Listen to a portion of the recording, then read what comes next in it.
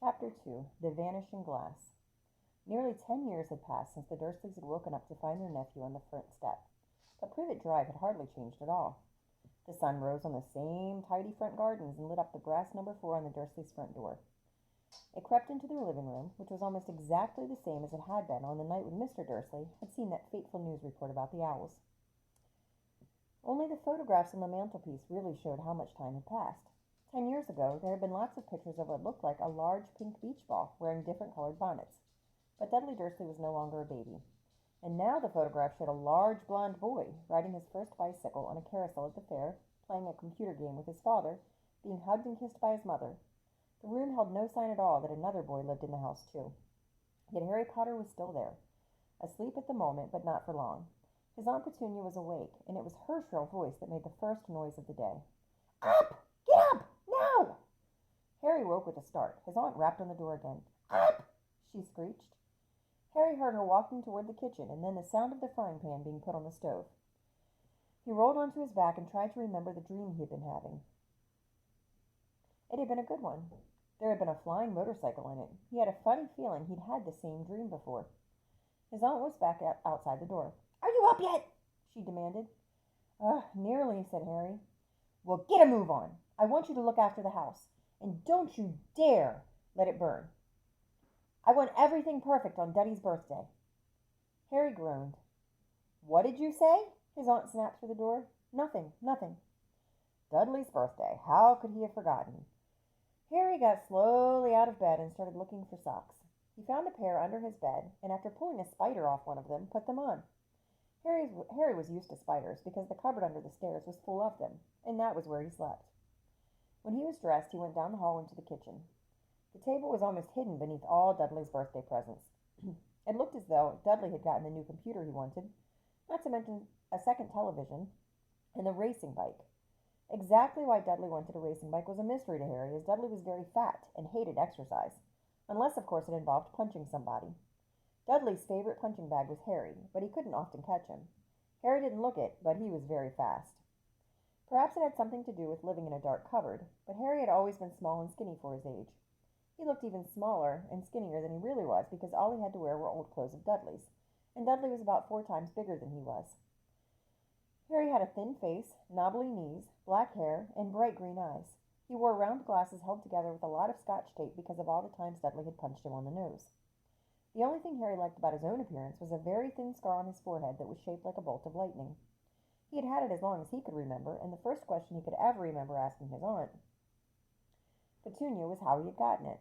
"In the car crash when your parents died," she had said, "and don't ask questions." Don't ask questions. That was the first rule for a quiet life with the Dursleys. Uncle Vernon entered the kitchen as Harry was turning over the bacon. "Comb your hair," he barked, by way of a morning greeting.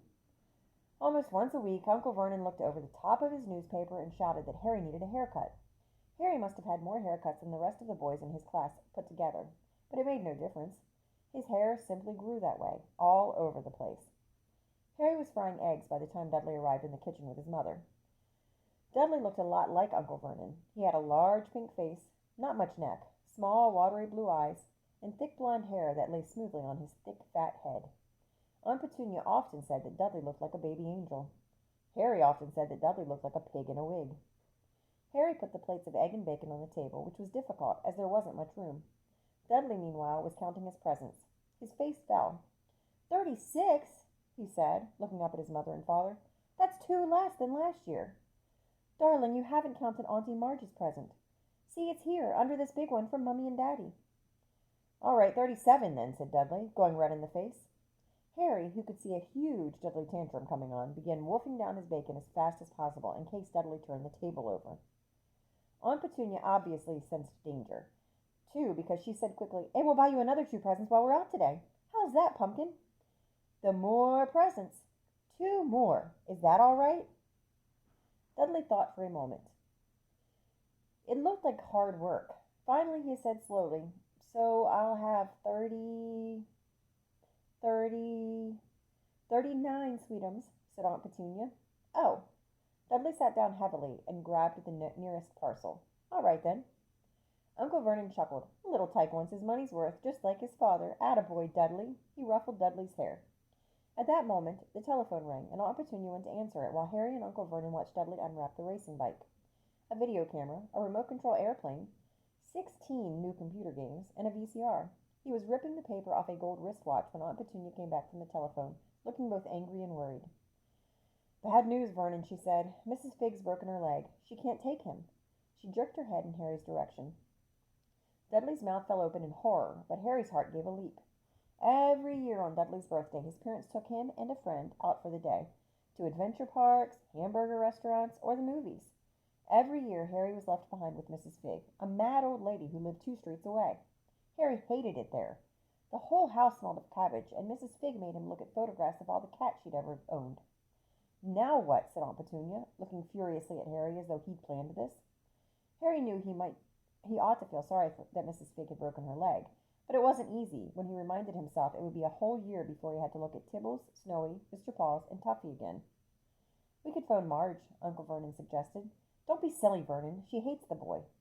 The Dursleys often spoke about Harry like this, as though he wasn't there, or rather, as though he was something very nasty that couldn't understand them, like a slug. What about, what's her name? Your friend, Yvonne. On vacation in Majorca, snapped Aunt Petunia. You could just leave me here, Harry put in hopefully. He'd be able to watch what he wanted on television for a change and maybe even have a go on Dudley's computer. Aunt Petunia looked as though she'd just swallowed a lemon. And come back and find the house in ruins, she snarled. I won't blow up the house, said Harry, but they weren't listening. I suppose we could take him to the zoo, said Aunt Petunia slowly, and leave him in the car. That car's new. He's not sitting in it alone. Dudley began to cry loudly. In fact, he wasn't really crying. It had been years since he'd really cried. But he knew that if he screwed up his face and wailed, his mother would give him anything he wanted. Dinky Duddy Dums, don't cry. Mummy won't let him spoil your special day, she cried, flinging her arms around him. I don't want him to come, Dudley yelled between huge pretend sobs. He always spoils everything. He shot Harry a nasty grin through the gap in his mother's arms. Just then the doorbell rang. Oh, good Lord, they're here, said Aunt Petunia frantically. And a moment later, Dudley's best friend, Piers Polkiss, walked in with his mother. Piers was a scrawny boy with a face like a rat. He was usually the one who held people's arms behind their backs while Dudley hit them. Dudley stopped pretending to cry at once. Half an hour later, Harry, who couldn't believe his luck, was sitting in the back of the Dursleys' cars with Piers and Dudley on the way to the zoo for the first time in his life. His aunt and uncle hadn't been able to think of anything else to do with him, but before they left, Uncle Vernon had taken Harry aside. I'm warning you, he had said, pushing his large purple face right up close to Harry's. I'm warning you now, boy. Any funny business, anything at all, and you'll be in that cupboard from now until Christmas. I'm not going to do anything, said Harry, honestly.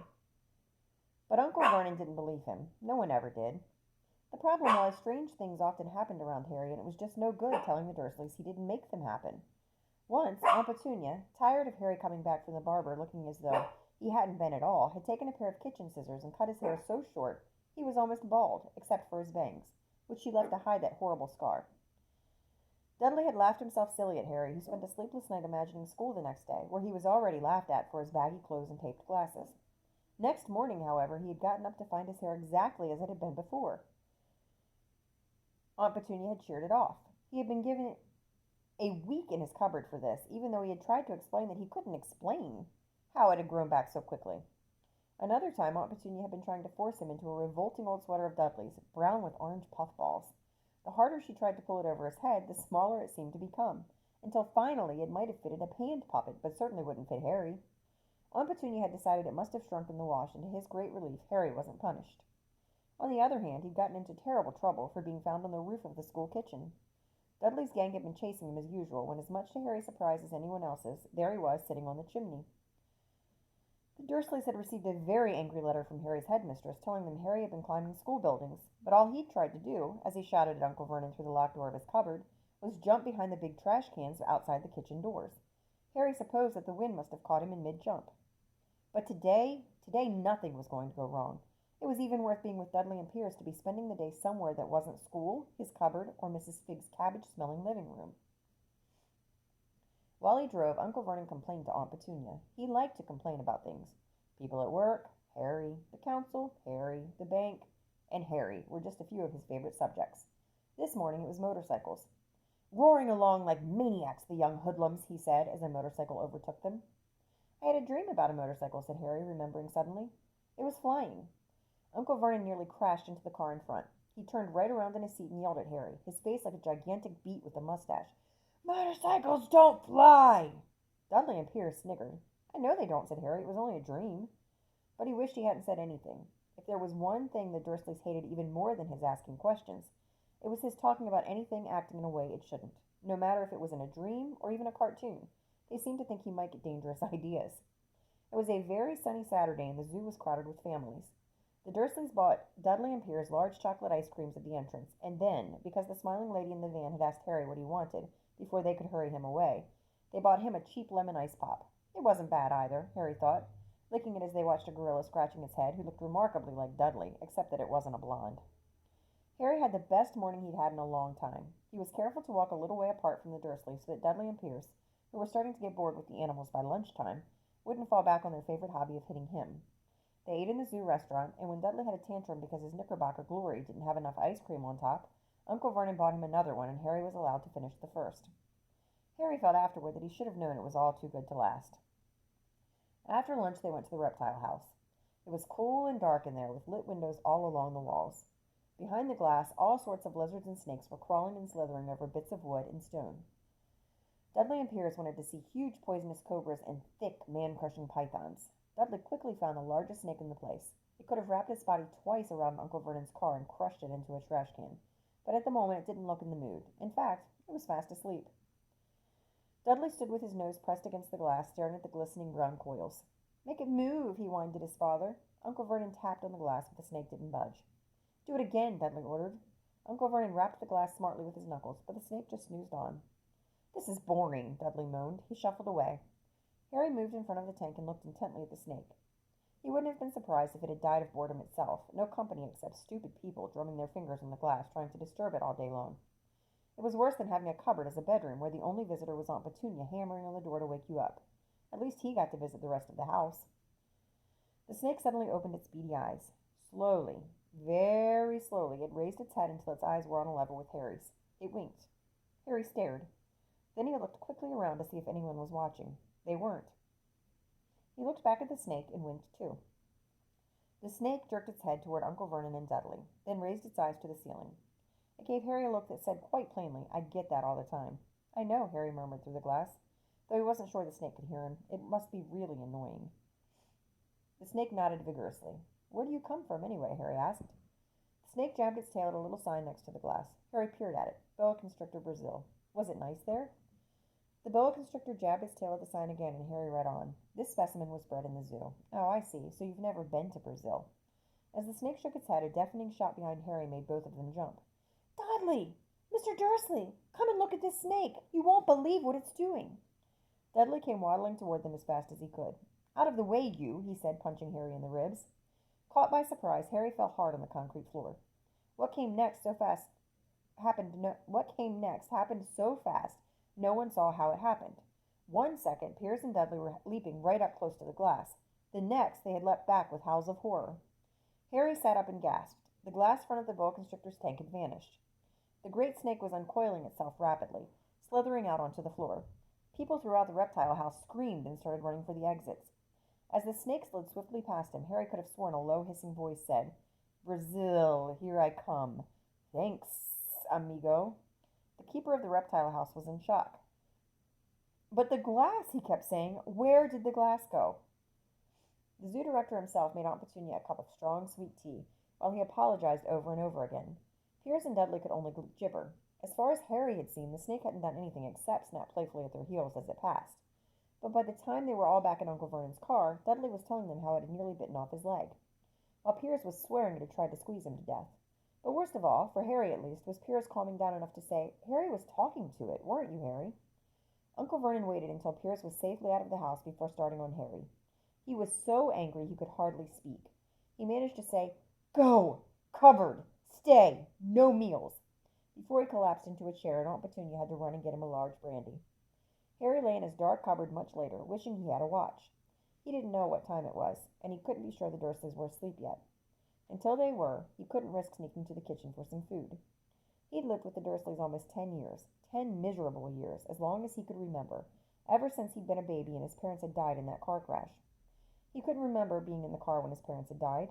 Sometimes, when he strained his memory during long hours in his cupboard, he came up with a strange vision, a blinding flash of green light and a burning pain in his forehead. This, he supposed, was the crash, though he couldn't imagine where all the green light came from. He couldn't remember his parents at all. His aunt and uncle never spoke about them, and of course he was forbidden to ask questions. There were no photographs of them in the house. When he had been younger, Harry had dreamed of some unknown relation coming to take him away, but it had never happened. The Dursleys were his only family. Yet sometimes he thought, or maybe hoped, that strangers in the street seemed to know him. Very strange strangers they were, too. A tiny man in a violet top hat had bowed to him once while out shopping with Aunt Petunia and Dudley. After asking Harry furiously if he knew the man, Aunt Petunia had rushed them out of the shop without buying anything. A wild-looking old woman dressed all in green had waved merrily at him once on a bus. A bald man in a very long purple coat had actually shaken his hand in the street the other day and then walked away without a word. The weirdest thing about all these people was the way they seemed to vanish the second Harry tried to get a closer look. At school, Harry had no one. Everybody knew that Dudley's gang hated that odd Harry Potter in his baggy old clothes and broken glasses, and nobody liked to disagree with Dudley's gang.